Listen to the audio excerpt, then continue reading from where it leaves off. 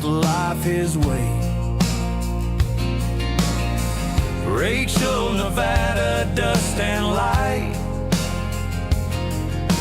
jets in the sky, no aliens inside. A hat in the wind, his pickup rolls, an iron will and a heart of gold. Dreamland resort for 30 years strong, Area 51 is where he belongs. No hocus pocus, no fantasy, just hard cold facts, his legacy.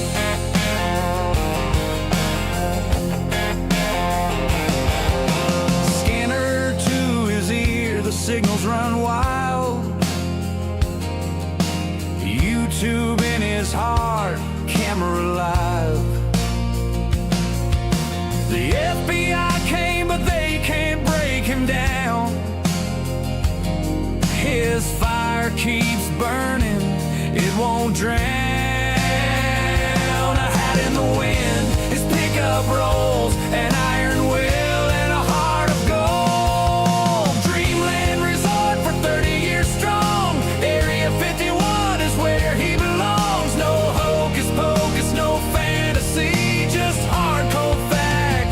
His legacy. Well, howdy folks, here we are again. Thank you for tuning in to another exciting live stream tonight. And welcome Encore Images. Welcome to being a member to our channel. And Quit76 member for 4 months. Great, thank you very much for your support. Folks, if you become a member, you get some behind the scenes stuff, some behind the scenes clips and so forth. For less than a price of a cup of coffee a month, you get the real scoop from Area 51. Just hit the join button and you'll be a member of this channel and you'll support my work. So today we're going to do another exciting live stream with TD Barnes. Most of you know TD, he is the real deal. He's not some guy with a fancy story. He has worked at Area 51 back in the 1960s. He was a radar specialist at Area 51. And he also, of course, wrote a very comprehensive book. I hope we'll get a chance to talk about that a little bit, about the CIA and the CIA involvement in Area 51. And last but not least, thank you to Linda for being my moderator again, my wing girl here. She will, if you guys get too rowdy in the chat, she'll temper things down there. If you have questions, we're going to do about an hour, maybe a little more. If you have any questions for TD, unless they are really specific to what we're talking about, keep them for the second half. Then we'll take your questions and TD will try to answer them as good as he can. And I'm sure he can answer every single one of them. And with that, let me see if I can find the right button here. Welcome back, TD. Thanks for doing this again. Hello, York. My pleasure. Well, thank you very much. Let me push you over a little bit so we can see you better. We got the screen off a little bit. Can you move over just a little bit? Which way? Perfect. That's better. It's okay. That's good. Yeah, I'm just going to move you over here on the screen. Well, thank you for doing this again. We're going to have a great stream again today. And of course, I've already told people you are the real deal. You have actually worked there. You're not just some fancy guy, some guy with a fancy story. You worked and lived and breathed Area 51 back in those days. So maybe we'll start with, how did you get into Area 51? How did they recruit you and what did you do there? Yeah, that's kind of an interesting story of how you get into Area 51 because it didn't exist. And mine was rather unique. I actually got involved with the CIA regarding Area 51 while I was in the Army at Fort Bliss, Texas. I was you might say, a whiz in radar and missiles. I was a surface air missile guy. I'd gone to every missile and radar school they had. I participated about 500 missile shots out at White Sands and Red Canyon and McGregor Range and those places. Anyway, the CIA was, the Russians had developed the talking radar. And the CIA got wind of it, picked up reflections of it inside of Russia. They were tracking their ICBMs inside of Russia. We knew they had it. They needed to know, would it be able to track the A-12 in time for them to shoot it down. The Russians moved one into Cuba. So Gene Poteet for the CIA and NSA was involved with it too. They had a C-97 ghost plane full of electronics and stuff, and they recruited me on 2 missions for that. What was done was going toward, would leave out of Biggs Air Force Base, next door to where I was stationed at Fort Bliss, head to Cuba, make them turn on that tall king radar. We had a submarine sitting right off the coast, and once they turned the radar on, and we electronically we were spoofing the radar. We could make it think it had 1 plane, 10 planes coming, going, whatever we wanted.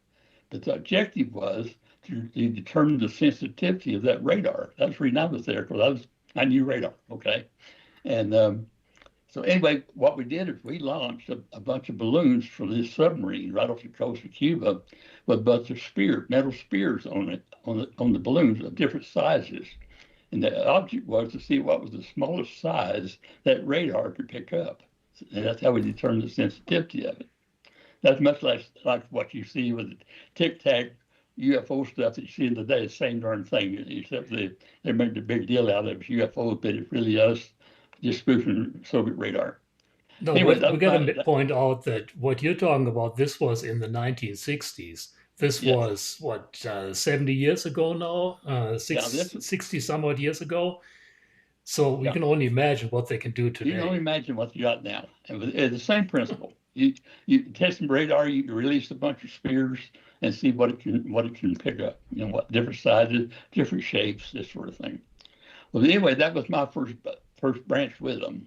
But once you get in with the CIA, you never really get out of their web, you know. And I like that. so they contacted me when I got out of the service. You know, I got injured in OCS.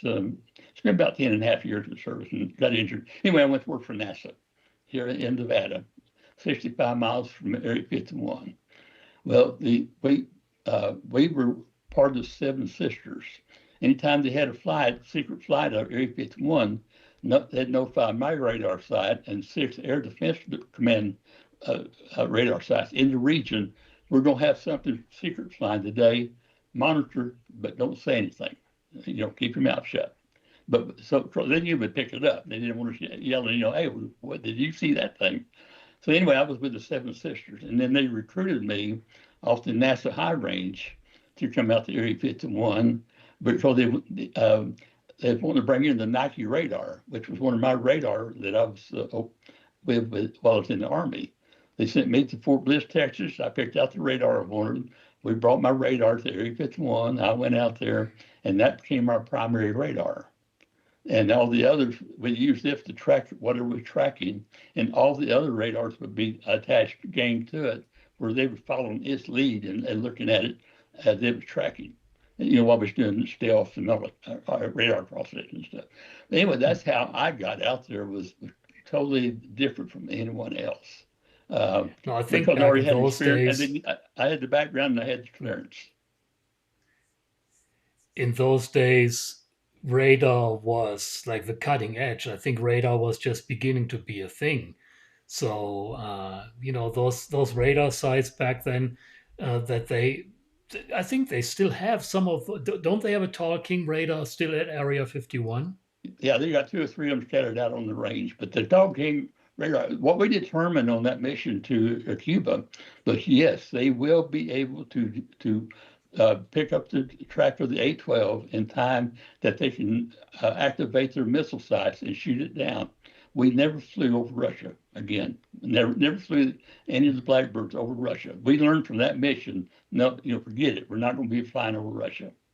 And then what we did out Area 51 was reverse engineered the Tall King radar, so that while we was doing stealth and what have you, so that we could, as we were developing stealth, see what the Russians were seeing.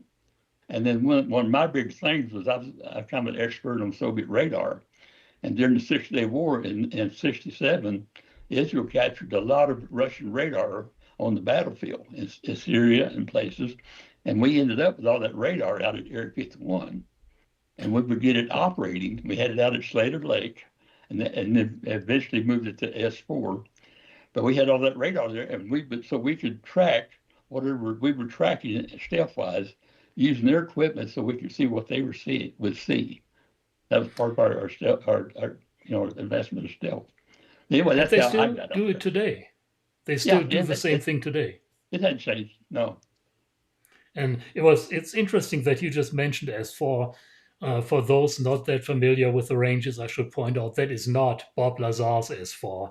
GD is talking about the real S4 or Site 4. That's part of the Tonopah test range, correct? Right. Yeah, it's one of the outposts. Yeah, And and it's originally we had all the radar at Slater Lake, which is right off of Groom Lake, and it was spring. It's where our flight attendants, after when they started standing flights, they go out there to sunbathe. It was a recreational spot. nice. But, Nice. And Slater Lake, by the way, if you go on Google Earth today, you can still see it. It's about, what, 5 miles, 8 miles north of Area 51. It's still there. I hear, though, that now there's so many secret sites around it that you can't just go there and sunbathe anymore. yeah, it was just a spring of water is what it was, with a bunch of shrubs, and that desert out there, and it had some trees and that kind of stuff. So it was an oasis to us. Oh, yeah, totally. I mean, people that have been out here, they know how rare water is out here, or springs. So You mentioned how I got out there. There in our previous podcast, I had mentioned that the Air Force took over from the CIA in 1979, and that raised some questions among some of your viewers that they had gone out there and started operating in 1974. And they thought that they were operating it. So let me explain how the Air Force was connected. And I think that'll answer a lot of questions about getting recruited for Area 51. When they started the U-2 planes, they formed the 4070s, I think it was, Special Activities Squadron or something, out of March Air Force Base. Its only purpose was to service the U-2, train the CIA pilots out of Area 51. The Lockheed people trained the Air Force guys, and the Air Force guys then trained the CIA. That's how that worked. When they decided to do the Oshkosh, they formed the 1129th in Boeing Air Force Base in Washington. Its only purpose was to support the CIA at Area 51. The Air Force worked for the CIA. They could not report up the chain of command anywhere except to an officer at CIA headquarters. And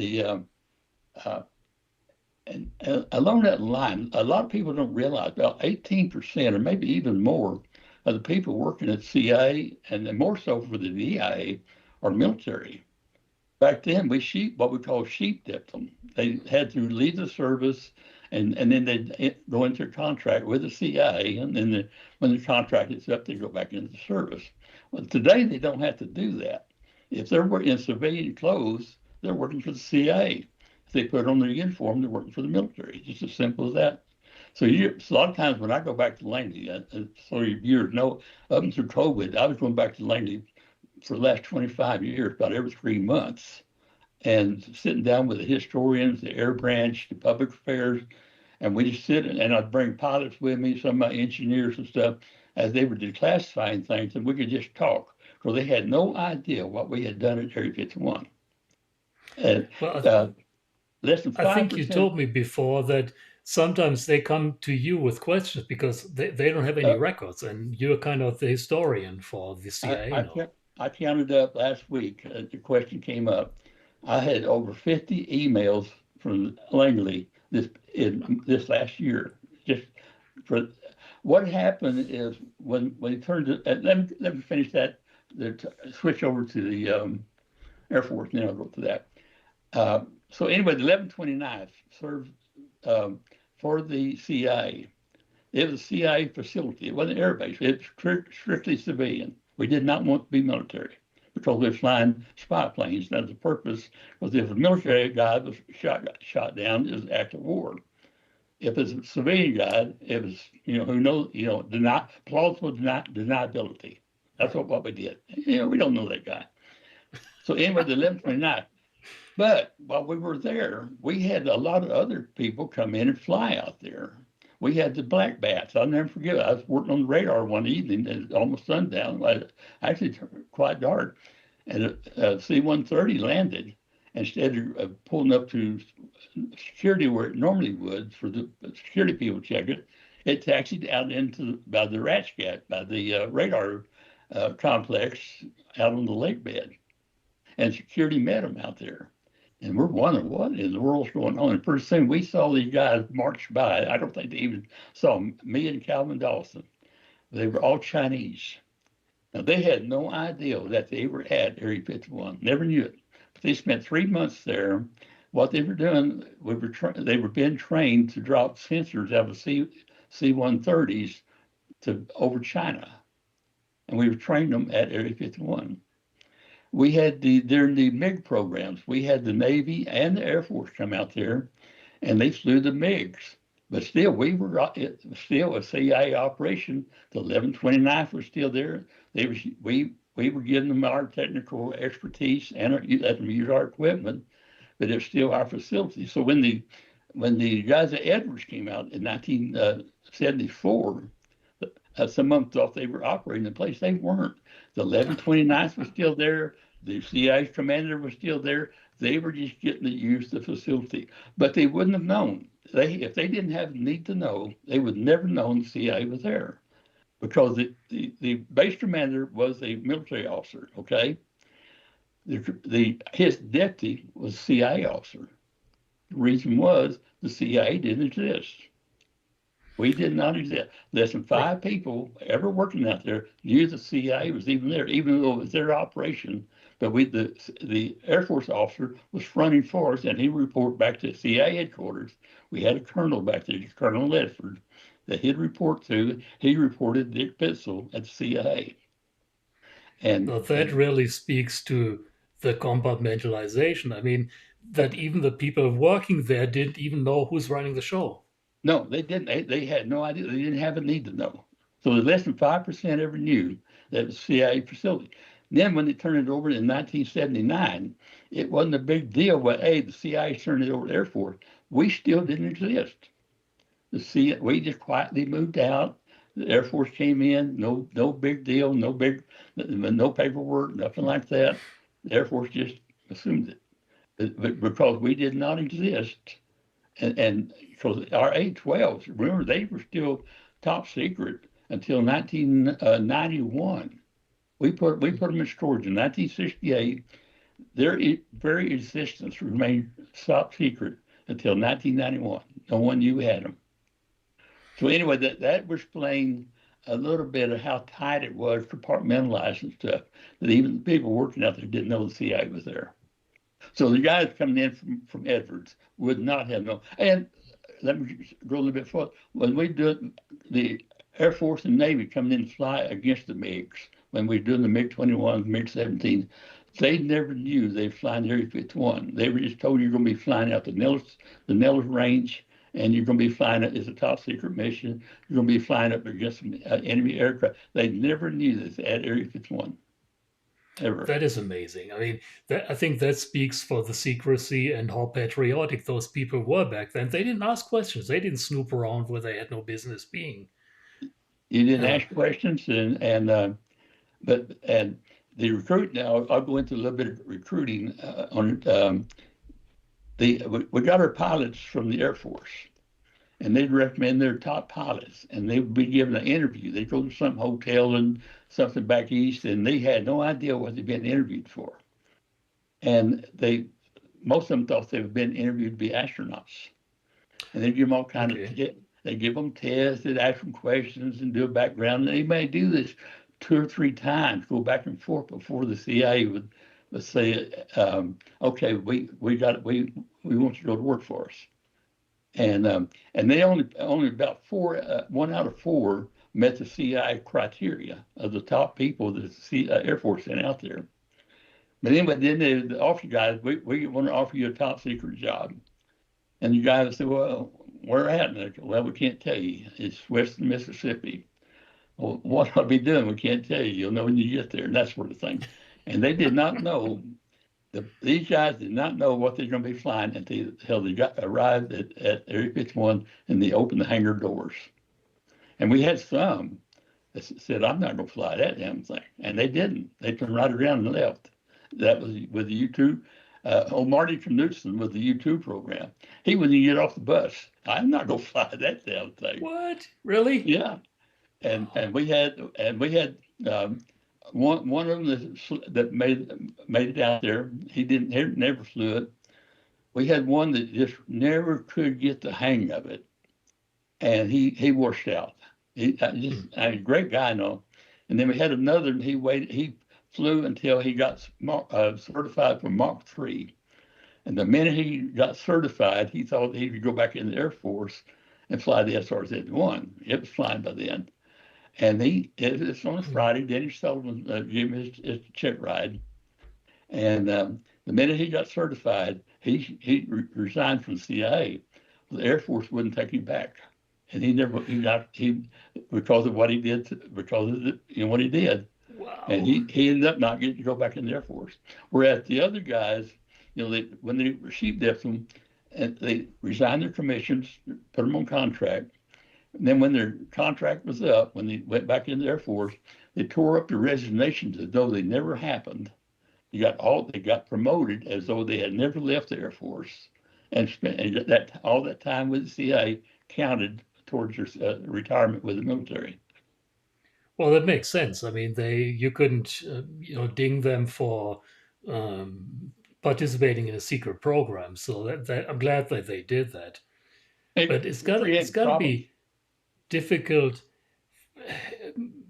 If you want to elaborate on that, that's fine. But I want to ask you at some point, how did that work for you? How did you go home and tell Doris, your wife, hey, we're going somewhere. I can't tell you where. I don't know where. I'm going to be doing something. I don't know what. How does that work? That was part of the screening when they selected the people. The family, they looked at the family as much as they did the individual. So we all had unique qualifications. We had one guy who was a craftsman. You had different radar people. Everybody had different skills. And the families they picked the kind of families that would not be a problem. If they felt the wife would complain about her husband being gone all week, or they drank too much, or she gambled, any of that got you disqualified immediately. Because what they were worried of back then, it was, they claimed there's 5 Soviet spies for every one of us, but they're worried about us getting blackmailed. If we had anything in our background, financial problems, social habits, or whatever that might be subject to blackmail, they didn't want you. So we did a lot of screening of the people. But the families themselves were all assessed. They didn't want to know. We told them we're not the Nevada test site. They knew better. They knew, because my wife found out where I worked in 2009. They flew us back. The headquarters flew us and some of the pilots back for the dedication of the plane at CIA headquarters. And that's when we was able to tell her wives where we worked and what we did. And quite frankly, she was mad at me because she didn't realize that I was 85 miles away all that time. But I'd leave in the morning. It'd be 104 degrees here in Vegas. I'd get on the plane. I'd have a windbreaker on my arm, carrying the briefcase. I flew up on a Queen Air out of right off the back end of Nellis Air Force Base. I was a little bit different from the others in the special projects. The rest, most of them flew out of Nellis. But the 5 of us selected by the CIA. We were embedded. So we flew separately from the other guys. We flew up to Queen Air. So back then you flew out of Nellis, not like today. They have their own terminal at McCarran or at Las Vegas. We flew out that's when the F-111 was the hottest thing we had. They have a highly classified area at Nellis.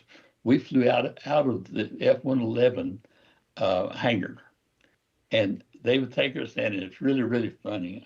I flew a few of the flights out of Nellis, but I don't know what those airmen had been told about us, but we was all in civilian clothes, carrying the briefcase, and they had a Coke machine in the hangar. If we go in there and any airman was in there, they'd almost knock the door down getting out. I don't know what they had been told about us, but they got out of there because we were, we didn't exist. But anyway, Yeah. we had this little Queen app, and we assessed it off the street. And instead of going into McCarran, we was able to go off the street. We had our own little gate, open the doors, pushed the plane out of the building, hopped on board of it, and just took off. No, didn't say a Wow. word, did nothing. And we were gone. And probably the people at Nellis, the airmen at Nellis, they probably thought you were some CIA spook and They better knew not get in your way.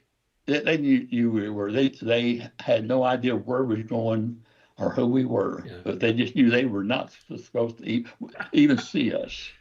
Yeah. That's amazing. Well, you talk about let's talk a little bit about your book, and obviously I already mentioned you wrote this book, CIA Station D, Area 51, in which you describe a lot of this and a lot of the background information. When you wrote this book, first of all, what motivated you to write this book, and did you have to run it by someone to get it approved? Let me talk. Yeah, that's your point. The In 1969, when we turned the facility over to the Air Force, we boxed up all of our records that we had at Area 51, and we stored them at Norton Air Force Base. And 30, 40 years later, when the CIA decided to start declassifying this stuff, Norton had lost all the records. We lost everything. Wow. So that's when the CIA contacted me. That's been about 25 years ago. Dr. Robards, he's chief historian, he called me and said, "We got a problem. We don't know what you guys did." And that's when we started. And what he did is suggested that we create the Roadrunner website. Roadrunner, for people who don't know what Roadrunners is, we call ourselves Roadrunners. And we had an association called Roadrunners International. And that was the people that worked at Area 51. They're in the CIA area. Anyway, I was president of this organization.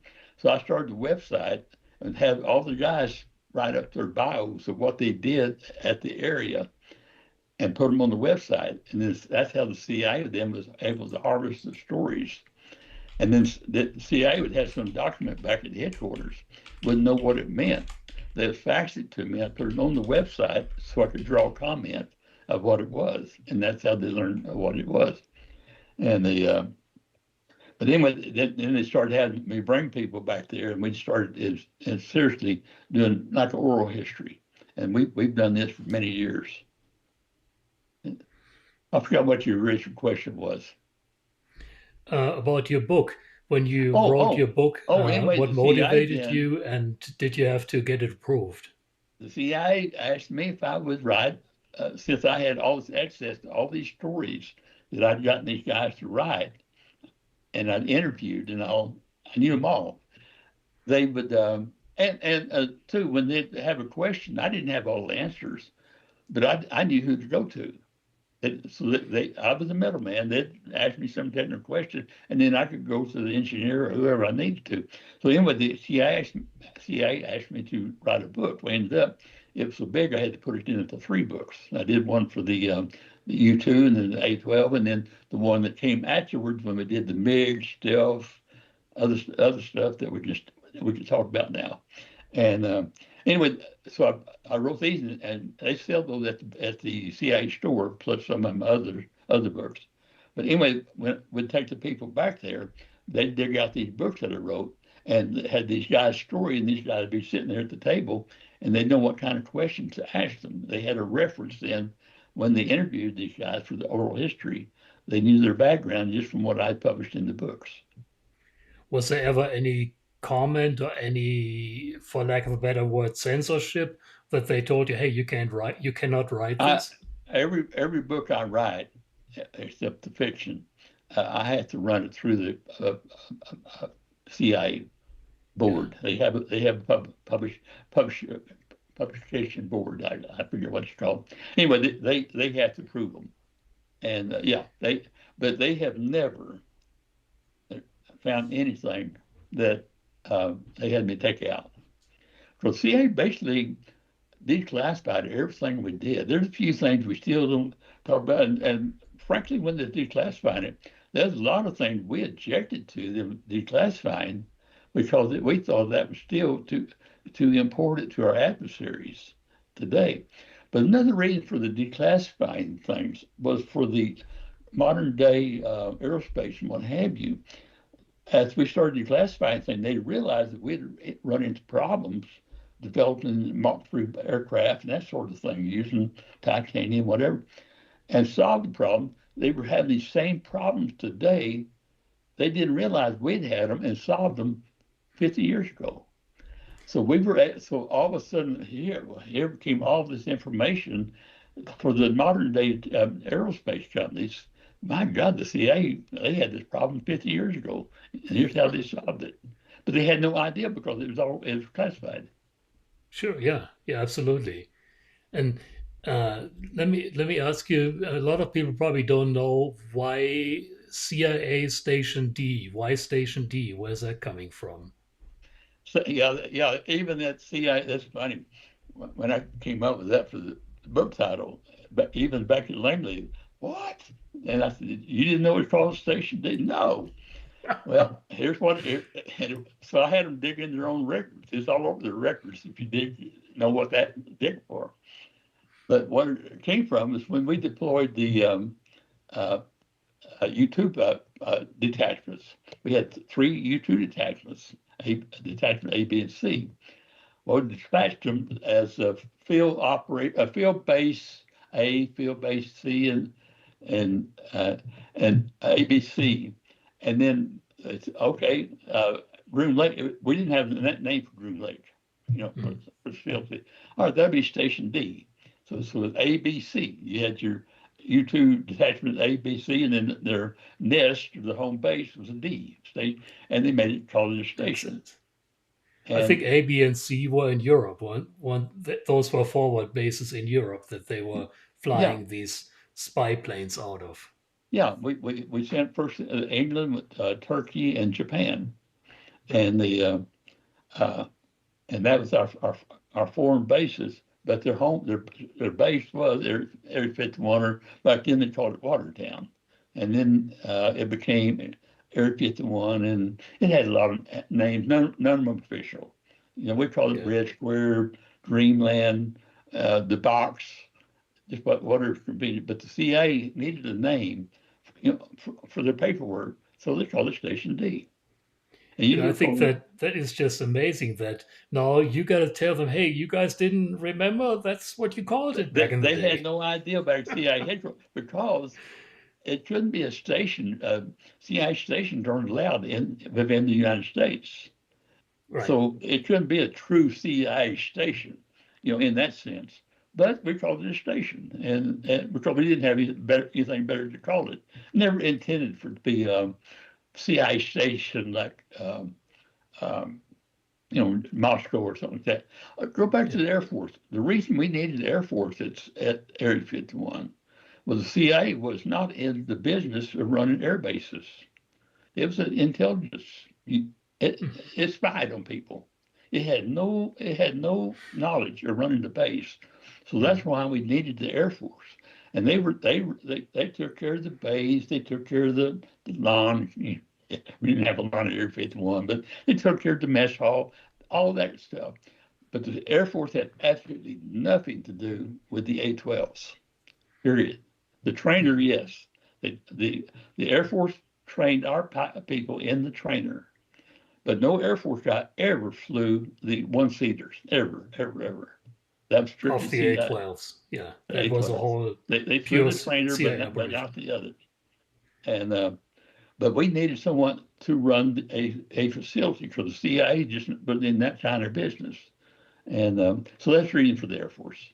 And plus, we needed them for the chase planes. They took care of the chase planes, that sort of thing. Mm-hmm. And another thing, show how civilian we were. our crew chiefs, instead of having master sergeants and stuff like you have in the or sergeants in the Air Force, we had Lockheed flight test engineers. That was our crew chiefs. We were strictly civilian. Makes sense. I mean, those are the guys that build them, so Mhm. they know how they tick. And you had a flight test engineer. He'd be assigned to one plane. He never messed with the other planes. That's none of his business. He didn't on that one. That was his. He didn't ask that have anything to do with the others. It was compartmentalized. I mean, that was it. That was his baby. And Yeah. Now, there is a ton more to cover, and I think we have material for a lot more streams. But there's one question. You told me something, and I want to know more about this. About the incident where all your badges were sucked into a MiG-21 engine. What is up with that? we had a lot of moments like that that never made the history books. Okay, we got these Soviet MiG in from Israel, and we borrowed it from them. Iraqi had defected with it, a brand new MiG-21 to Israel, and they loaned it to us. And we tore it down to see how they built it, all the components and stuff in it, put it back together, and before we started flying it, we wanted to test the engine. So we tied it down because the brakes on it wasn't very good. And so we had it chained down and we were going to run the engine up, and we had all kind of attachments on it. And someone saw, our badges, we wore same badges they wore out at the atomic testing range. In fact, that they issued us our badges. And we had the same thing they would have. We had dosimeters on it. We had the radiation, all kind of radiation stuff, because we was not next door to atomic bomb testing.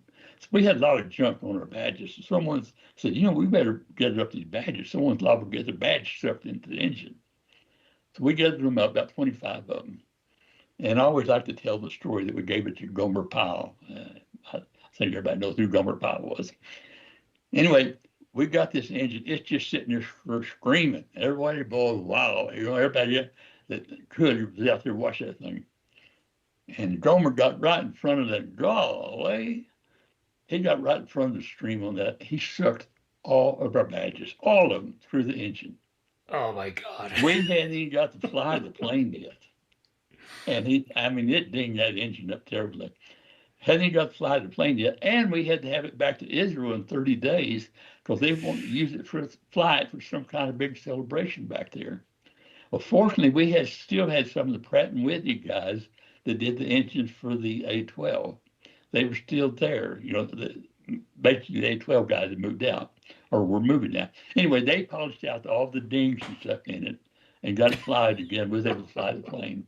But that's one of our, we call it OS moments. Yeah. Wow. Yeah. But we had a few of those. Well, I look forward to hearing more in the next upcoming live stream, more of those incidents. And I maybe there is so much still to cover. Maybe we spend a couple of minutes. You already touched on the Roadrunners organization, and maybe we'll talk a little bit more about the Roadrunners website and the organization. I tried to post a link. I don't know if it made it in the chat here to the Roadrunners website. Basically, that is, I want to say, the history of Area 51 told by the people that lived it. Would that be a fair statement? Exactly, boots on the ground. And I got to say this: I use AI a lot in my research, and one of the first places it goes for sources is the Roadrunner website.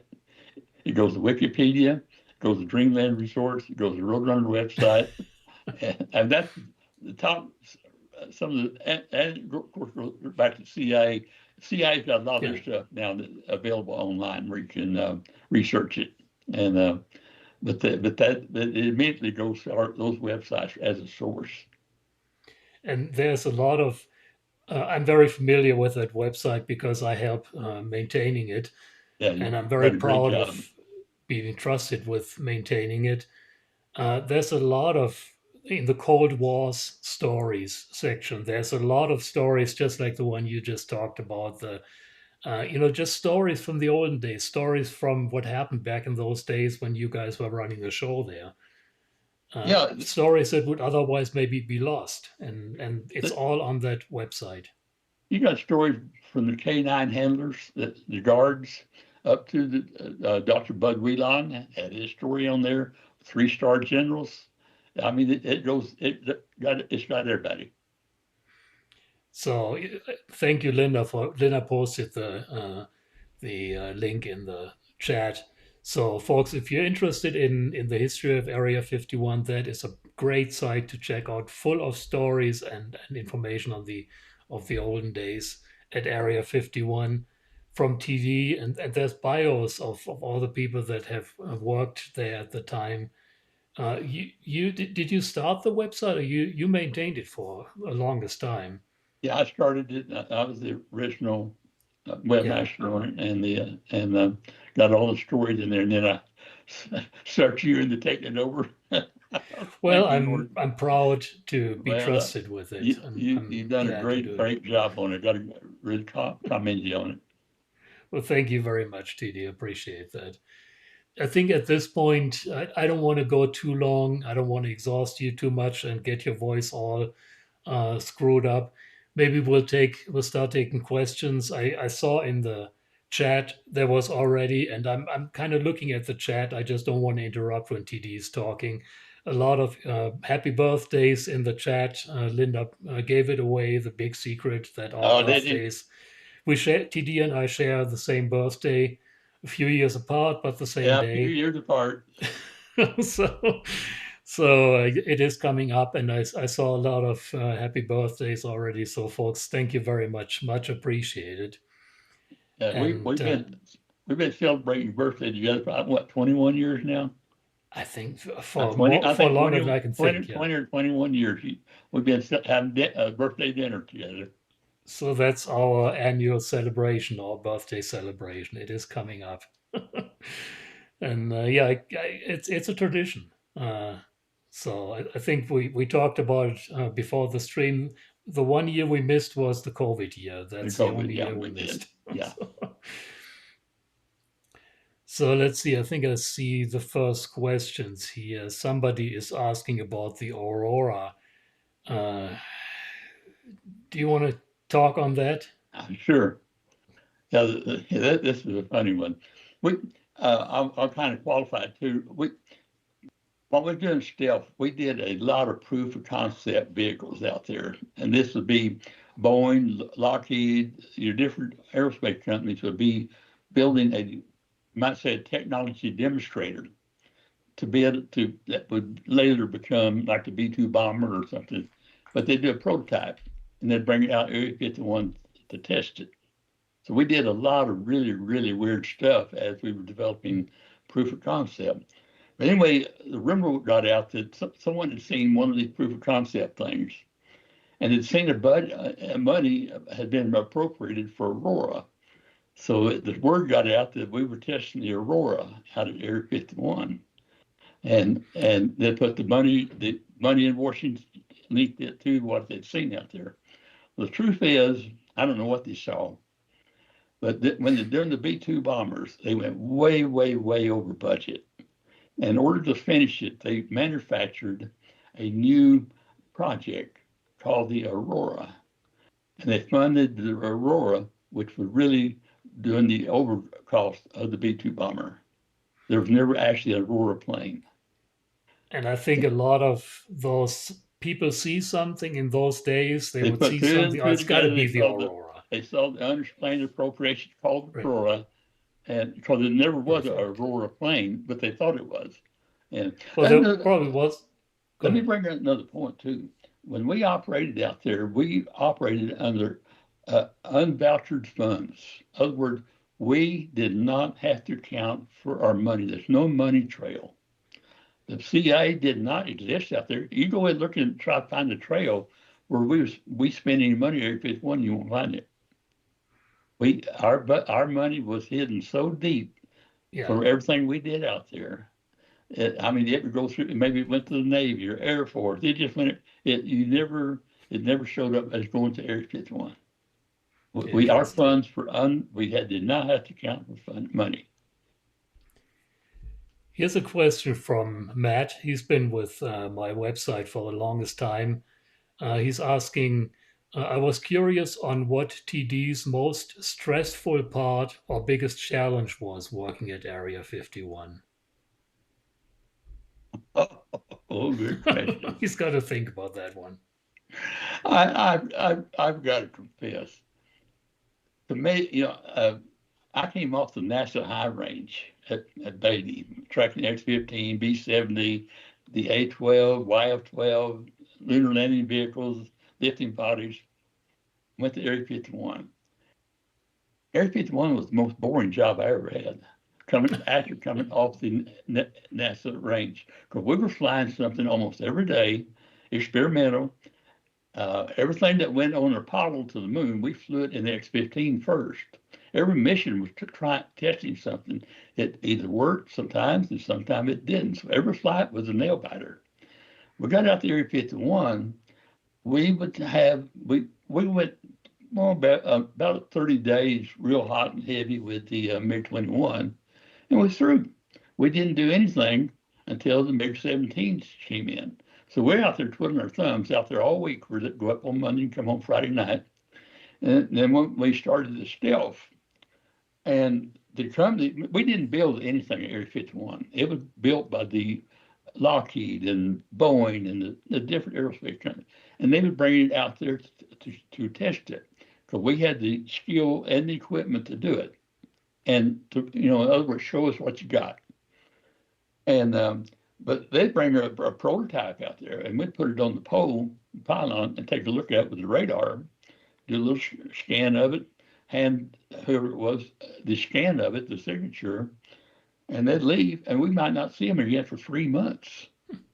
So we're sitting out there, really weren't doing much, and we don't. You won't find this in the history book, but they would actually loan us out back to the projects and we called it. We were in the black world, and the atomic side was the white world. They sometimes would loan us out for a project in the white world. They were needing a specialist on something. So we'd go over there and work maybe 2 or 3 weeks on the other side just for something to do, helping them out. We never really had a job there because they knew that we were spooks. And any day we would just not show up. We'd just say, hey, we need you back at the area. But we went through a very boring time out there. So I can't recall any real challenges I ever had out there. Okay, well, don't tell people it was boring. It was exciting what you did there. It was the greatest job Well, ever. it is now. You look back on Yeah. it. But let me give you an example how, I'll say low key we were back then. While I was on the X-15 program, lived at Beatty, 65 miles from Area 51. We always launched the X-15 off over a lake, off of B-52, and in case the engines didn't ignite, it could land on the lake, just land. We had one that the engine didn't start and landed on Mud Lake up at Tonopah. And it was on a Friday. They loaded the X-15 up on a flatbed trailer. It wasn't hurt or anything. It just landed on Lake Red. And they got into Beatty. Well, California had a law that 18-wheelers weren't allowed to cross Death Valley on weekends. So that X-15 sat in my driveway on a flatbed trailer all weekend. I did not take one single photograph, not a single one. It meant nothing back then. Now I'd give anything for it. A super secret X-plane is sitting in your driveway. Back then, it wasn't a big deal. So what was doing at Area 51 wasn't a big deal. We were used to it. Okay, makes sense. We got a lot of questions to cover here. So the next question from Wichita Buzz. Mr. Barnes, did you know Colonel William J. Gregory? May have been after your time, possibly. I don't know. I don't. I can't place him. Okay. Gerald asks, and it's a bit of a, I don't know if you want to answer that question or not. If TD had a deathbed confession, what would it be? So Obviously, you won't, and you can't give away any secrets here. No, I don't have any that kind of secret. No. Awesome. David says, love the channel. Jörg, you've got the big hitters. Thank you, David. Appreciate it. Quit76, one of my channel members. Mr. Barnes, can you comment on SR-71 slash A12 pilots warming food on the aircraft windscreen in flight? And yes, he asked this again. He says, yes, Jörg, I asked again. that I can. The windshield on the A12 and the SR-71, their flight got up to probably maybe even high 600 degrees. And we had an incident, I think it was Frank Murray.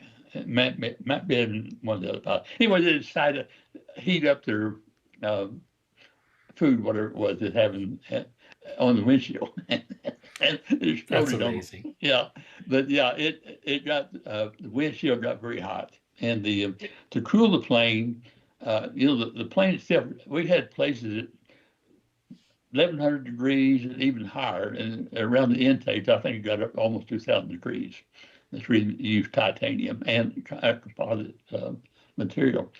But to cool the cockpit, we actually circulated a fuel around the cockpit as a insulator to cool it. But it didn't help much. But it's tolerable. But of course, they were flying in spacesuits too. But it was fairly. I mean, the cockpit wasn't near that hot. I mean, they could have flown without the suit at low altitude. And I mean, just to clarify for people that may be new to the subject, it was just by friction. The faster they go, the more it heats up just by friction with the air. That's why they're getting so hot. Exactly. The limitation on the plane, the speed of the plane, wasn't the engines. We could go much faster. It was the heat. We couldn't tolerate the heat. We didn't have any known composites at that time that could withstand, prolonged flight. Short flight they could have, but flying hour after hour at that speed and that temperature, that was the limitation of the plane, was the heat. Yeah. Well, David says, happy birthday, guys. Thank you, David. Much appreciated. Thank you, David. And Club's Finest, TD, could you please talk about how the process of traveling to and from work was unfolding back then? Yeah, we everybody flew separate. The Air Force, all the Air Force guys and what have you, everybody was CIA and your cooks and people like that had to live out of state. You weren't allowed to live in Nevada. So they commuted out of Burbank, California primarily. But we flew out of Vegas, our group, and we could live in Vegas. And we had an Otter, Martin 404, and one other plane. Anyway, they flew out of Nellis Air Force Base, out of the F-111 area. Only our group, no one else. We didn't fly like the Janet flights they have today, where you got everybody flying them. We didn't. We did not associate with each other. That the Air Force guys didn't know us. We didn't know. I mean, didn't talk wise. We didn't fly together, anything like that. We didn't eat together. We didn't live together. We had totally separate. And but like I was saying earlier, I flew up in the Queen Air. And yeah. So you drive up to Nellis and get on the plane and pretty much go to work. Go to work at Area 51. My first flight up there in the Queen Air, as we was coming in to land, a couple of the mid plane was sitting out on the driveway on the tarmac, and the guys pulled the curtain so I could not see the groom lake facility. They didn't know how much I had been told or how much I'd been read. They didn't know anything about me, except I was allowed to be there. And another thing, people talk about how you get in there. Unless you were on a manifest approved by the CIA and had the badge, no one got in. I don't care who you were. If you're the senator, I don't care, the general, You did not get in there unless the CIA had approved you out of headquarters and put you on a list to get in there. You had a manifest, and if you were not on that list and didn't have the badge, you didn't get in there. So much for the stories of can the president visit if he wants to or not. If he's not on the list, tough luck. Yeah, now he'd have to apply, but the presidents never wanted to come out there because they didn't want to know. It gave them plausible deniability. Right. Good That's point. one Yeah. you know. But we had a lot of congressmen and stuff out there. Like Harry Reid, our Nevada congressman, he'd always wanted to come out there because he believed we had UFO alien craft out there. He believed Seriously, it. so he flew out there Seriously, to I'm check it serious. out. Senator Reid, he bugged the hell out of us. He thought we had alien spacecraft out there. Wow. He was a real Did he find UFO. any? Huh? No, Did we he didn't. find any? No. No, they hadn't found them yet. Wow. Okay. Colin Traveler, what was the plane photographed over North Sea? The picture was published in the Daily Record. I'm not familiar. Was that recently? I'm not familiar with that incident. I'm not either. Maybe we can clarify that further down. Colin, if you can clarify when that was, I'm not familiar with that at the moment. Well, here's West Coast Afterburner again. TD, what did travel to Area 51 look like back then? Anything unique about it that you distinctly remember? Pretty much, we already pretty much covered that. Yeah, it was it looked like a military base with all the radar and stuff out there, and it had the water tower. Had about 3 hangars, maybe 4. Not very many buildings. We brought in over 100 Butler Babbitt buildings that from the Navy at Hawthorne, and so we had I'm trying to think how many. I think we had 5 to a building. We had several to a building. They had a living room, individual bedrooms. We had Yeah. TV then. This is a funny story.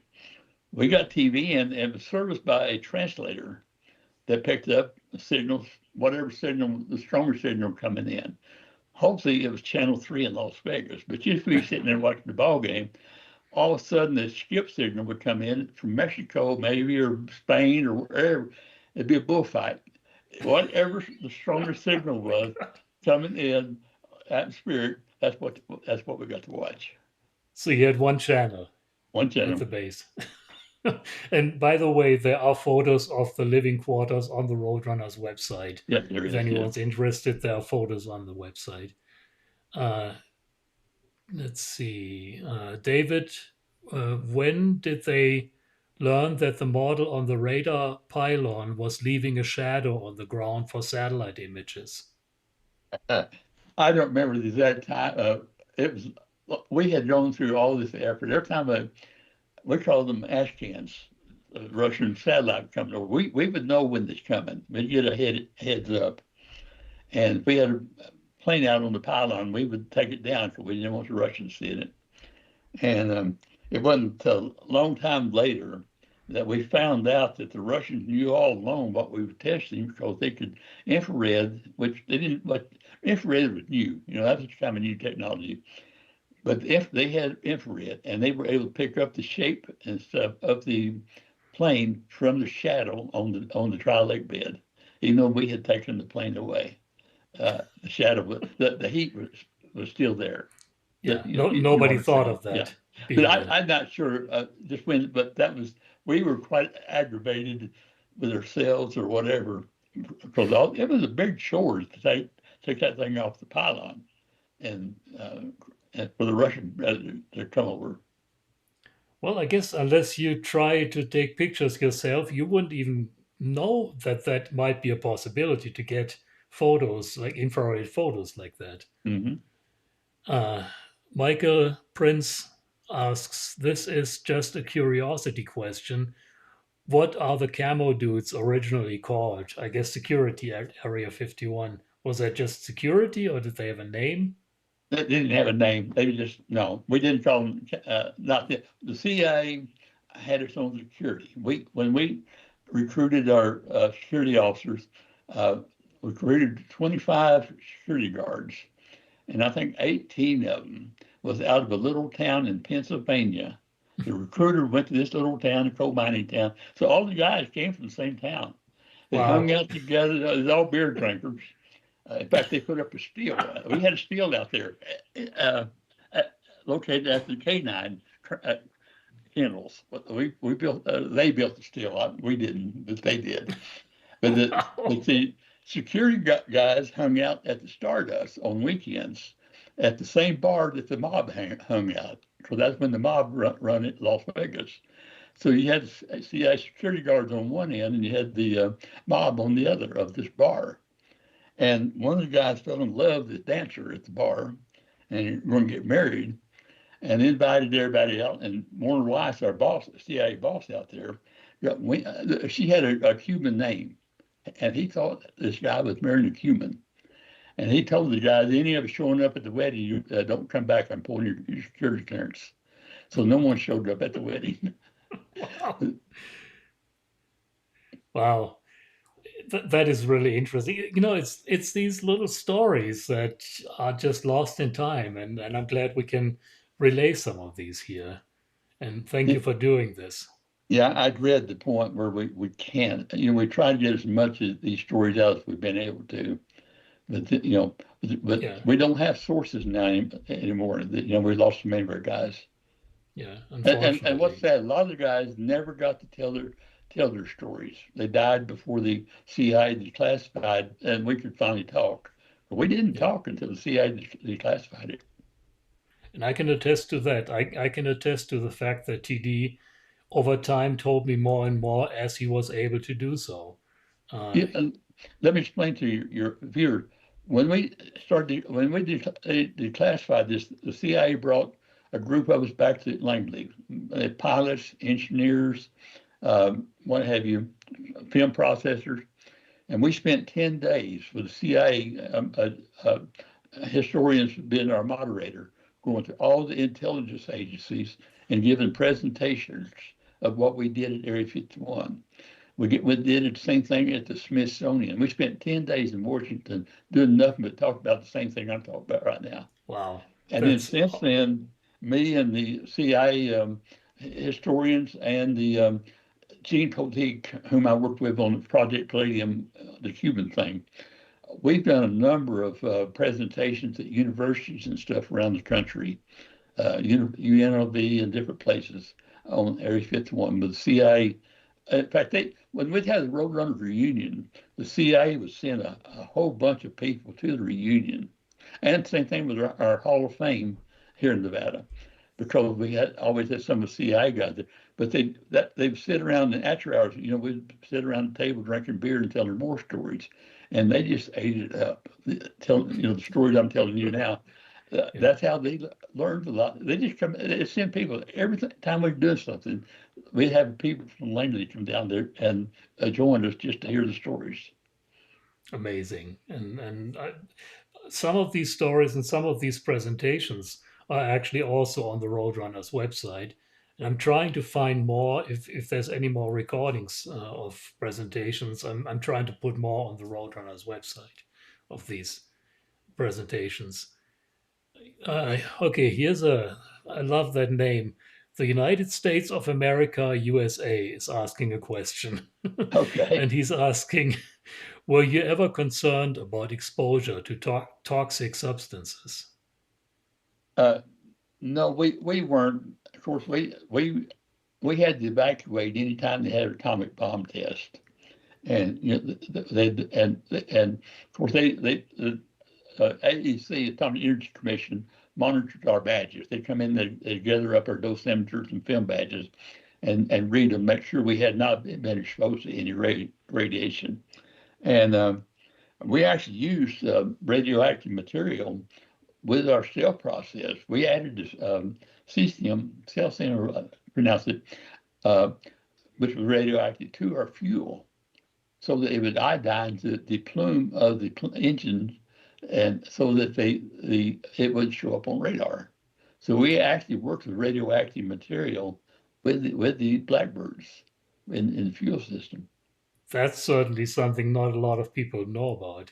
Hmm. Interesting. That was part of our stealth process, and so yeah, I think the lawsuits, all that stuff, the toxic burning, that was after your time at Area that's 51. my time. That was with the particularly with the Blue and F-117. Because Yeah. anytime we had a crash or anything, everything was top secret, and we would bury it on Area 51, or like the Blue. We crashed two of those. The Ken Collins, when he crashed the A-12 up by Wendover, we picked up every piece of it and buried it back at Area 51. So we got a lot of burial sites out there because we didn't want anyone to get their hands on this technology. So if that site ever is open, yeah. If that site is ever opened up to the public, there's going to be a lot of digging going on. Yeah, oh yeah. Which I don't think is going to happen. I think Area 51 is there to stay. And I'm sure it's been dug over before anyway. Yeah. When we started doing the Roadrunner website, being webmaster, you would know this. You can tell who's been on your site. Chinese were all over the Roadrunner website. So I got concerned about it, and I contacted the CIA security in Langley, and they took a look and said, "Yeah, they're just trying to harvest something off of it. There's nothing there, but they're going to look, And sure, yeah, yeah, yeah. I mean, you can't blame them. They thought, well, maybe there's some secrets out there. I'm sure but that's, on the Roadrunners website, same thing with what I'm doing with Dreamland Resort. We are not putting anything out there that is harming our country. That's not what we do. Going back to the previous question, I forget what it was, but how the toxic substances? No, on moments. We could call our wives, and just about any time. You didn't talk. You had to be careful what you said or anything. But we could call home, but they couldn't call us. They didn't know where we were. If they had an emergency, they would call out. They had a contact out at Nellis. That then they would get a hold of us, and that's how we made contact. Well, one morning I called my wife Doris right after got through breakfast, and I could tell she was upset. And I said, "What's wrong?" She said, "I just got a obscene phone call, and he called me by name. I immediately notified security, and I'll guarantee within 15 minutes, I don't know if it was the FBI, Secret Service, who they had guards on my family, and they stayed with my kids and my wife for 3 weeks until there's no reoccurrence. Nothing else happened. Nothing came out of it. But the fact that they called her by name was really scary. But that's how fast they took, or how seriously they took our families, the security of our families and us, because they're afraid they would get to us through our families. Right. That's always. Well, I'm glad they did. Yeah. That's the truth. But I mean, they was on my family, taking care of them. Wow. And another thing a lot of people didn't know about is we had an OSI officer, Office of Special Investigation, with the Air Force. He worked out of Washington, but he recruited people out of Area 51 to monitor conversations in the mess hall or different places to see if anyone was talking shop where anyone else could hear them. And it would be a security violation. But you would have OS officers approach our kids and our wives, not very often, but they did, ask questions. Where your daddy work? Where's your husband work?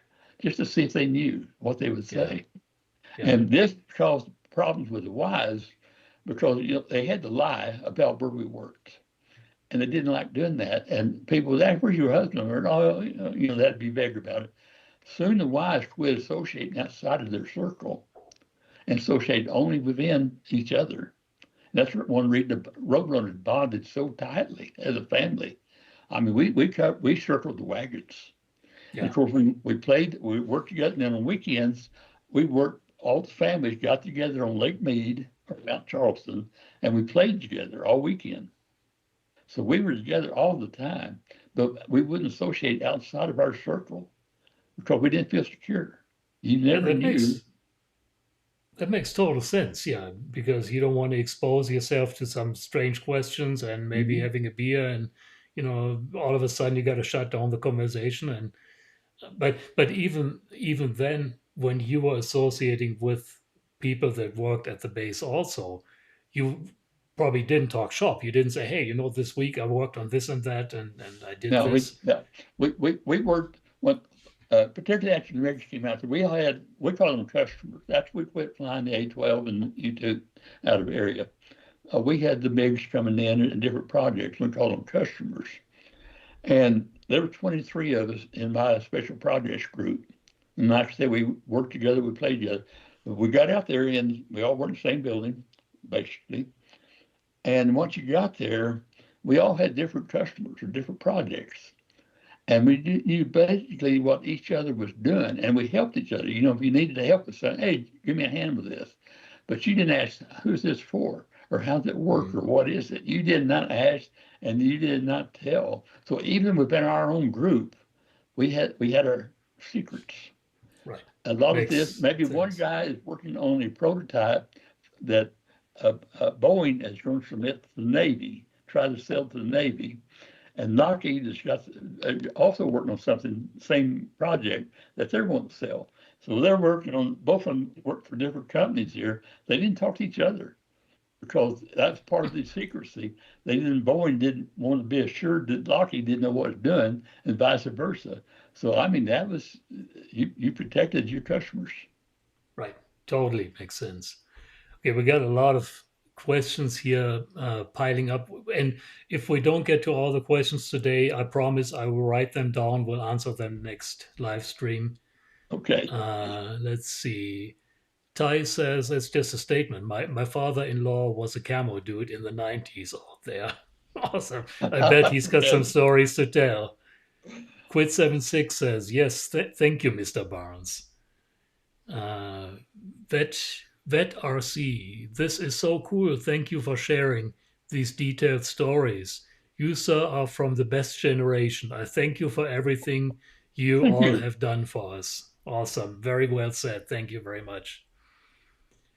Wichita Buzz. Mr. Barnes, Colonel Gregory was selected for Project Black Knight, was a U-2 pilot, and my grandfather was with WRSP 4 and did overfly missions for the U-2 program. So that might have actually been before Okay, your time that there. name I didn't know him, but that name comes up. I'm familiar now Okay. with the name. When you said the Okay. U-2, yes, yes. Okay. So he was in the back in the U-2 days. David says, thanks, Mr. Barnes, for your time and all the history you've shared with us. And thanks, Jörg. Pleasure. And I can only echo the thanks. It is so great to hear this right from the source and from someone who's lived it. It's even though I mean we talk about this every time we get together, there's still nuggets that I didn't know. Little Yeah. bits and pieces. Oh my God, I Uh, never knew about that. when we would get together, Roadrunners. Of course, like Frank Murray, Frank Murray, one of the pilots, and Sure. different one. Yes. They weren't even allowed in my building back then.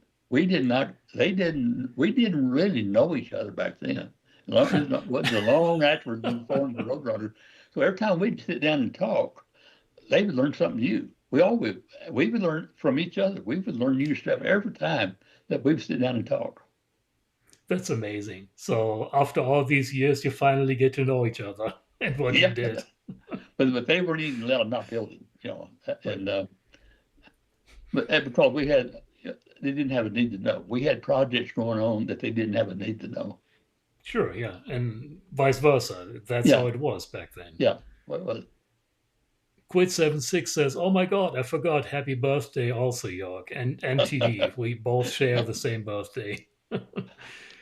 Colin Traveler. It was said it was the Aurora triangle body, refueled by a KC 135, flanked by two F 111. was seen by an oil rigger who photographed it. I remember that it was quite a while ago. There was a photo over the North Sea of a triangular aircraft, Right. but I think Uh, it's inconclusive what that really was. It has yeah. never been cleared up, I think. Yeah. Uh, I wouldn't know. And I might point out too, a lot of UFO sightings, like in Seattle area and in California. This would be Boeing at Seattle, for example, test flying its prototypes before he brought them to Area 51. So there's a lot of UFO sightings that was stuff that would end up coming out to Area 51 just for us to evaluate it. We basically became a laboratory to test Right. high tech stuff, and Absolutely. so they And would bring it that's out there and would say, "Show us what you got." You'd have their customer would be there; he would be witnessing, and then we would be the middleman. We're putting it through its strides. You got the customer here and the vendor here, and hopefully they made a deal. But we're the ones that put it through the paces. We had the equipment, we knew what was done, and particularly the stealth and that sort of thing. We could say, all right, here's what it can do and what it can't do. perfect. Perfect. And I don't, just to throw that out, we don't want to get too deep into this, but I don't know if you saw any of the recent footage about that triangular aircraft that was photographed over Area 51 by a YouTuber, Uncanny Expeditions. We actually did a live stream together last week. It was an interesting sighting, and we're still not really sure what that was all about. A lot of our viewers will probably know what I'm talking about. Yeah. That's probably stuff that somebody brought out, and let's see what it does. And they flew it, and either it Mm-hmm. works or it doesn't. So, Now we had some weird stuff out there. The Tackett Blue, everybody knows about it. The bird of prey, yeah. um, Mhm. the bird-like device Aquiline that we flew like a bird. We flew a lot of Yeah. weird stuff. And they And probably some that still do. and some of them that no one ever knew about. We just did it for technology, and then that was it. Mhm. It wasn't ever intended to be anything other than let's see if this idea works. Right. And it might be a one-time deal, and then it's gone. Right. All right. So Joe Cox says, "Thank you both. You're welcome." uh, Aiden Parker for York, love the Dreamland Resort theme song. Listen to it every day. Thank you. I love it too. It is a great song. It was absolutely a stroke of genius to create that. I From totally agree. thank you. Club's finest. How did you become a radar luminary? How did they approach you after your formal education? They This is kind of funny. I was in Korea as Army intelligence specialist, and my godfather was a two-star general. He was long story there. We sailed over on the same ship, and I worked for him, and he got to know me. And anyway, he advised me to get out of the intel business and get into the missile. The missile was a new thing. We're talking in the 50s, and so that's what I did. I applied to go to Nike Ajax. I spent a whole year doing nothing but going to school, 8 hours a day on electronics and hydraulics, everything associated with the radar and the missile. And graduated, and it was already obsolete. It'd come out in Nike Hercules. So I went through the Nike Hercules school, same thing. And they got out of bed. Of course, I had enough ranks they couldn't just send me off, and they didn't have a place for me to go. And I twiddled around and stayed home for 3 or 4 months. And I'd go out and check on the base, and we'll get someone, we'll call you. So I ended up signing up for the Hawk Missile School and another school and several more months. So I spent over 2.5 years doing nothing, going to electronic schools. And then I became the one, I was so far advanced that when they have a misfire out at White Sands or out on the range, they'd call me to come disarm the missile. And I'd go out there and disarm the missile for them that hadn't fired. And anyway, I ended up being deployed to Germany then on the first Combat Hawk Missile Battalion ever deployed. Right after Gary Powers got shot down, we deployed a Hawk Missile Battalion. We took the whole battalion, took our missiles, trucks, jeeps, everything as a combat unit. Hmm. And that's when I was approached then again by the CIA. It was another story. Want me to go on assignment, and I told them the only way I'd go is commission. I was an enlisted man. So the only way I'd go is as a military officer. And 18 days later, I'm going through OCS at Fort Sill. Nice. And So it wasn't. I get the question on my website a lot. How do I apply for a job at Area 51? You don't. You get selected, right? since it didn't exist, there was no place. It didn't exist. Yeah. So you were selected, and a lot of them would be people. You didn't have very many CIA people out there. You had mostly staff type people. So most of the people out there were the contractors, the Lockheed and the support people that built like Honeywell built the navigation system, and all the vendors that built the things for it. So you had a lot of people that come out there. When they say they worked out there, they might not be there but one day. They Right. come out there, they install it, and that's it. That's for only time they ever be out there. But they worked on it, back at their base. So. Yeah. JDR said, "Happy birthday from a little town in Pennsylvania." Thank you, Thank you. JDR. Simon asks, is Charles Hall legit? Have you seen any tall whites out there? Nothing like, Have you seen any aliens out there? No, we thought we did, and they closed the bar. No, no, we didn't. Yeah, I think for the most part it was a welcome cover story for the secret stuff that you guys were flying. We might talk about it just a bit. How the UFO and the alien thing started about Area 51. It didn't start until the Air Force took over in '79. And suddenly people started realizing that the CIA had been out there for 20 years and that no one knew what we'd done or anything. And we weren't talking.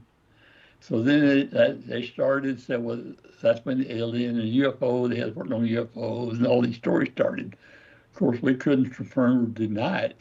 But none of that started until the Air Force took over.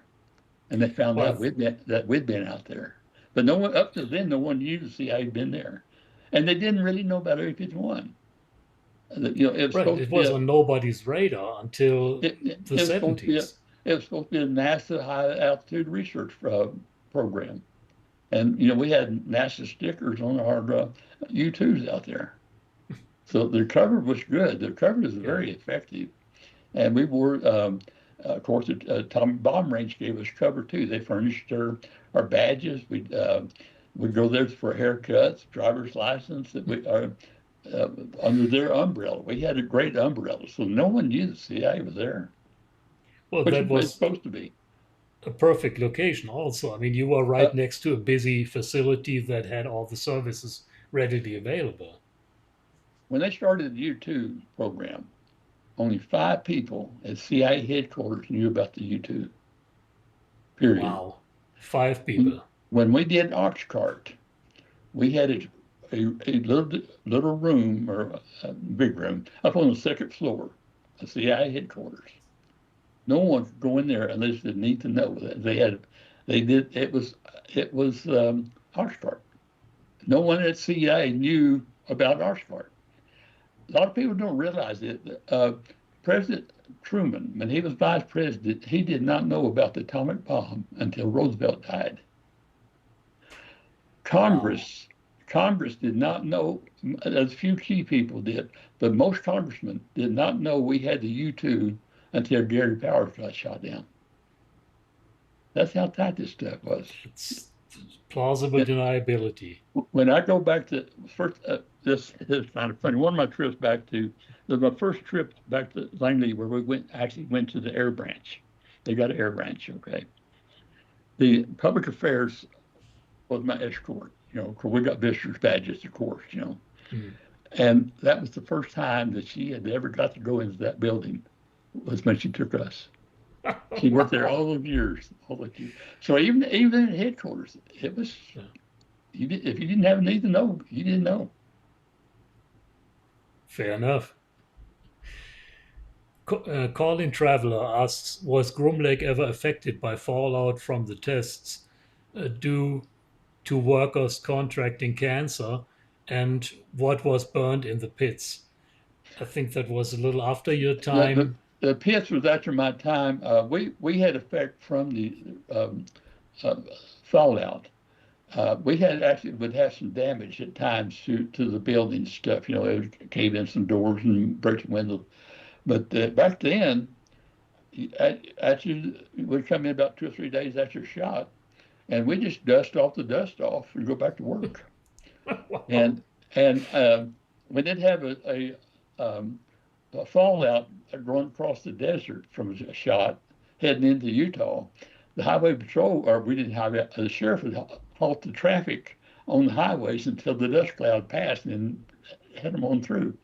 And they could get a free car wash at Alamo and places like that. It was, and what's interesting is we had not had uh, any high rate of cancer or anything like that from our time there. Most of our guys have lived into their 90s. Yeah. So So we apparently, had, whatever measures but were taken worked. but part of it was through the screening. When they screened us, the medical screening was just like they did for astronauts. You went through the Lovelace Clinic at Albuquerque. They had only the top guys, you know. Makes sense. So maybe that is also part of the That's people part. were healthy to begin with. Yeah, So exactly. Yeah, yeah. you went through all the tests and stuff. All right. Skywatcher's asking, what was the funniest thing that happened at the area? I think that badges sucked into a MiG 21 Oh, qualifies for we that. got so many stories. I got to tell you what, we had a guy named Calvin Dawson. He's no longer with us. We called him the let's see what was it, the Brood or something like that. He was clumsy. I mean, he was like a bull in China closet. We had these sedans that we would out there that we would hop into to go to the mess hall. And of course, in the heat, we had back then you had these little seat covers to protect you from the hot seats. You know, they were wire coils, is what they were. One time we hooked. Dawson would always jump in there. He wanted to drive. He always wanted to drive, and he always rushed and shoved everybody aside to get into the vehicle. Well, we hooked a wire from the coil to that seat cover. He jumped in there, shut his door, turned the key on, and he drew an arc about 3 inches long from that shooting in the rear from the engine coil. Every time he reached for the key then to try to turn it off, he'd get an arc about 2 or 3 inches long. He's just sitting there jumping up and down, getting shocked. That's some of the stuff we pulled. Oh my God. Yeah, that's when Oh, engineers get bored. a lot of that stuff went on out there because you got a bunch of guys that pretty highly educated and bored sick. Mm. I think one of the funniest things we did, we got a hold of one of these civil defense klaxon, like he said, firing thing. Anyway, we hooked it up in one of the guys' radar van, hit it, and hooked it up where when he turned on the radar, it turned that thing on. And then we all stood outside one night. He turned that thing on. That thing started building. We did a lot of stuff like that. Oh, one funniest thing we had this one guy that engineered it. None of us liked him. I mean, he just no one liked him. We had a day room, and we would go, or we would lounge, eat lunch and stuff. And we'd spend time in there going through magazines and looking up coupons for sell shoes from your home or that sort of thing. Charles Atlas courses. Every one of us signing him up for those things. His mail would arrive in bags. I mean, he got all that junk mail out there. And that's some of the stuff we did. Oh my God, that is too funny. I can relate to that. We did something in software development. We did stuff like that to our fellow developers. I think, given the time and given the expertise that you guys had, I mean, you could do all that stuff. You know how to do all that stuff. Yeah, my group, the Air Force guys, they had a house six, and they go to house six and play poker and drink. Mhm. Our group, we did that a little bit, but not much. We were interested in our toys. We would end up after chow, we'd end up back down in our building playing with our toys. We'd have something. I want to try this. I've been curious about this. We talk about it. We play something completely had nothing to do with our projects. For example, we it started with the MEG program. We recognized that we were getting different radar signatures off the MiG 17s, the two different planes. And we got where anytime we get our hands on something, we put it on a pylon out there. This wasn't part of the project. It's just something we were curious about. And we'd do a radar scan of it to get a radar signature. And we became notorious. People didn't like to leave anything parking because we end up with it out on the pylon. And we developed a program out of that. We learned that you can radar pick up, you identify like a fingerprint. Every Yeah, type of plane's got its own signature. But that came out of us just out of curiosity, after hours going down there and playing with our toys. And that's amazing. but a little story, the Air Force guys would see the box, no fly zone, while they're flying on the Nellis Range. And they're always curious. So one day, one of the guys, he landed there and declared emergency. Nothing wrong. But we chewed him out and sent him on his way. And he got back to Nellis and said, "Boy, you ought to see what you got out there." We had another land, and one F-105 declared emergency landed. Wasn't anything wrong with his plane. Well, kept him for a few days debriefing him, but we wouldn't give Nellis back their plane. And we put it out on the pylon and took a photograph. There may be a copy of that on the website. We took a photograph of that plane and sent it to Nellis. Here's your plane, sitting out on. Nice. And Come and get it. that stopped all the emergency flight landings out of Nellis. That's awesome. Awesome stories like that. And yes, I think that story is actually on the Roadrunners website. Yeah, I think that's pretty famous. Well, there's still a lot of questions. I think at this point we're already over an hour and a half. I don't want to take up too much of your time, exhaust you too much. I know you're doing most of the talking. I will make a I note of all always the do. questions. I'll make a note of all the questions that we didn't get to. I'm seeing a lot of thank you for your service, thank you, and much appreciated all these comments. Appreciate it. The questions that we haven't gotten to, I'm gonna write them down. We're gonna get to them in the next stream. If you're up for another one, Sure, anytime. we'll do another one and get to the rest of the questions.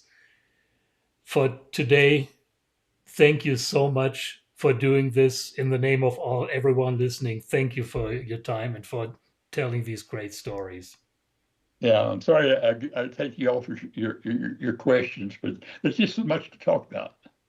I know, and it's great. It's great. I mean, we're having a good time. We're just talking about the good old days, and I'm learning a lot. The viewers out there are learning a lot. That's what this is all about. So Yeah, thanks for sharing all this. it will help with your questions. You'll know what the viewers are interested in, and that's Right. something we can address the next time. Yeah, I still have a list of questions written down that we can talk about. If you're up for it, we are not going to run out of stuff to talk about for a while. Any time for this. This is that I'm not getting to go back to Langley these days. Things have changed. We don't get to go back there now, or we could, but Yeah. we don't. Well, we don't have enough people to take back there anymore. Number Yeah. one.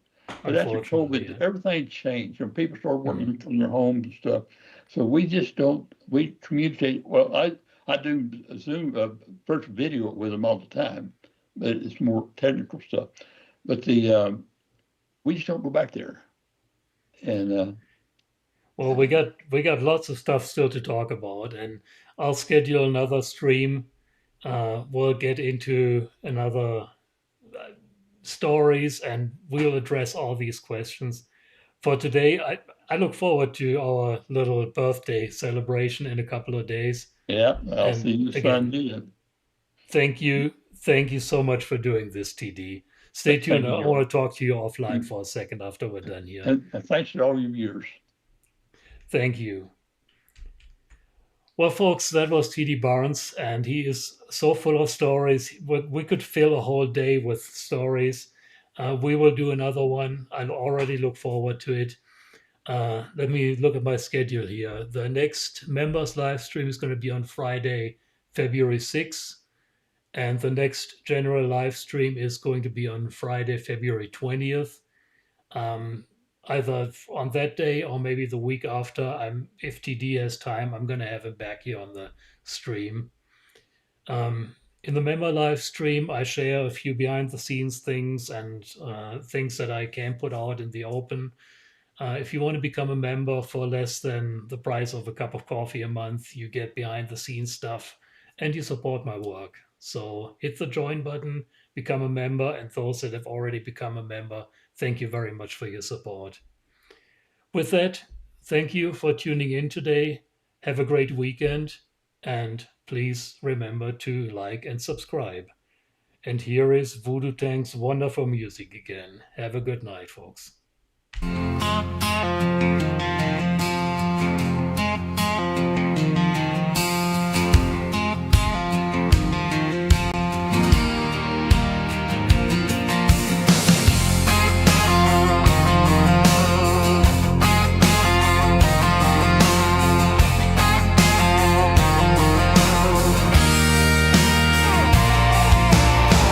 30 years ago, he walked away, left Germany behind, built a life his way. Rachel, Nevada, dust and light, jets in the sky, no aliens inside. A hat in the wind, his pickup rolls, an iron will and a heart of gold. Dreamland resort for 30 years strong, Area 51 is where he belongs. No hocus pocus, no fantasy, just hard cold facts, his legacy.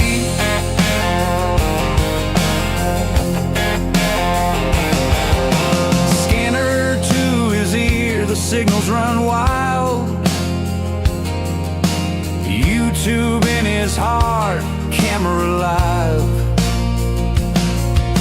The FBI came but they can't break him down. His fire keeps burning, it won't drown. A hat in the wind, his pickup rolls, an iron will and a heart of gold. Dreamland resort for 30 years strong, Area 51 is where he belongs. No hocus pocus, no fantasy, just hard cold facts, his legacy. 30 years of desert, 30 years of dust, eyes on the truth, in truth he trusts.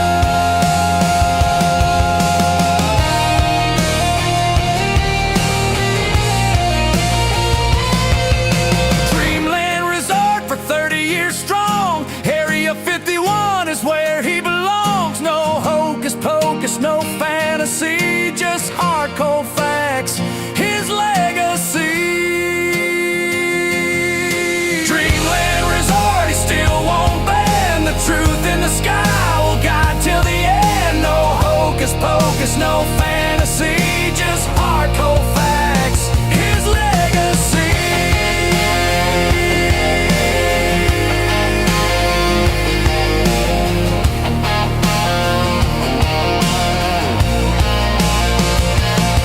Support the man who brings the truth alive on Dreamland Resort, where freedom survives.